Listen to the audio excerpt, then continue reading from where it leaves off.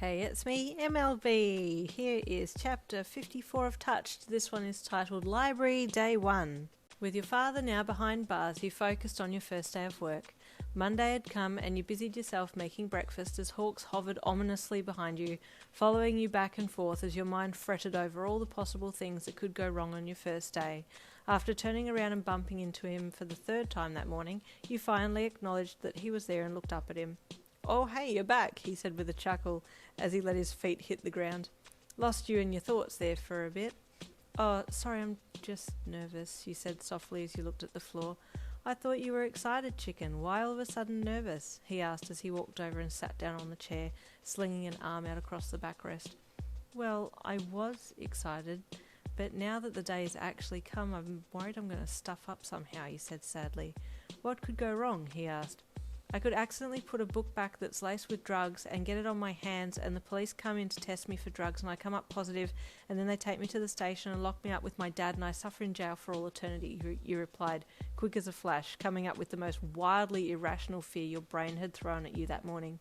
Hawks could see the stress on your face and decided to play the same card that you had put down instead of dismissing your fear. "Well, when you get picked up by the police, they let you have one call. So call me and say, 'Daddy, come and save me.' And I'll say, 'Sure thing, baby.'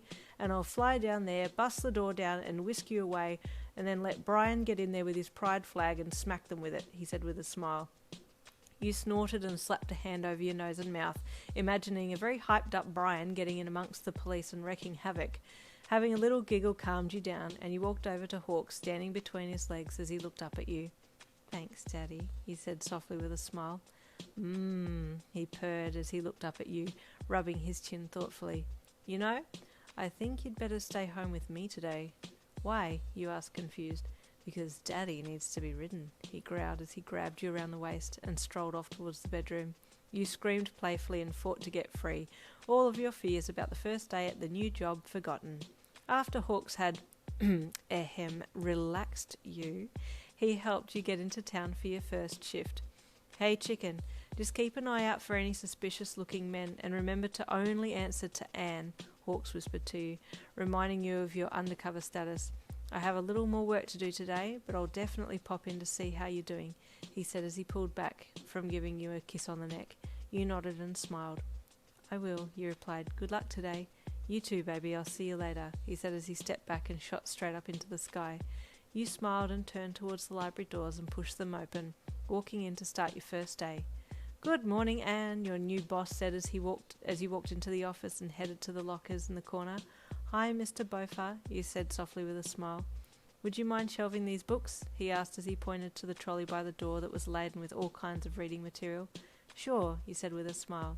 He pointed out the codes on the spines of the books so you knew where each one went, and you happily pushed the trolley out into the library. "Oh, and Anne, if anyone asks where something is and you don't know, just tell them it's your first day and then come and get me and I'll help," he said in a friendly voice. "Thank you," you said gratefully as you headed out the office door with the trolley. "It's my first day. It's my first day. Sorry, it's my first day," you repeated internally, practicing it so that it would come out right when someone asked you. You were almost expecting to be bombarded with questions the minute that you stepped into the library and braced for people to come up to you, but no one did. The library was practically empty except for two schoolgirls, a lady with dark glasses on, and an old man who was asleep in the armchair with a book on his lap. You smiled as you passed the old guy who was out cold in the armchair. What a life, you thought happily. You walked into one of the aisles and started shelving books right away.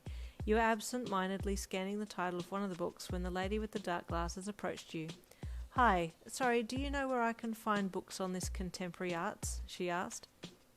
"I'm first A," you blurted out, then cringed heavily. "Wait, sorry, I meant to say, sorry, it's my first day." "Oh, I see," she replied. "I'll get the boss," you said quickly as you made to walk past her. No, it's okay, Yin. Don't worry, I'll look on my own," she said. You turned and looked at her. Then you let your voice trail off as you studied her face.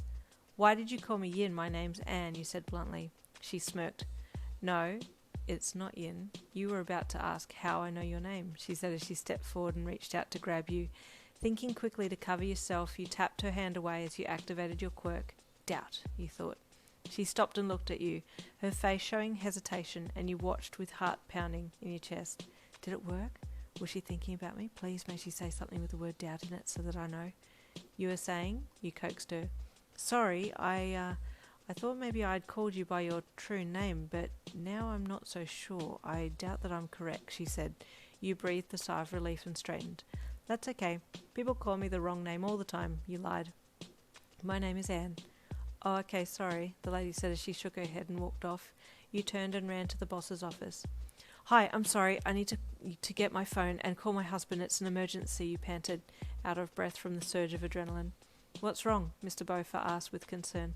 I can't say right now, you said apologetically. Please, I need to call him. Your boss nodded and you raced to your locker to get your phone. You rang Hawks and put your phone to your ear. What's wrong? He asked immediately, knowing something had happened. Someone's here, you replied in a panicked voice. Hang up, I'm coming, he said suddenly. Count backwards from 10. You hung up and focused on counting from 10 to 1, the rising anxiety suddenly fading at the distraction of counting. By 3, Hawks had entered the library. You pointed into the shelving, your hands still shaking slightly. Glasses, she... you stammered. He nodded and shot into the larger section of the library, quickly scanning each aisle. He was looking for a she with glasses.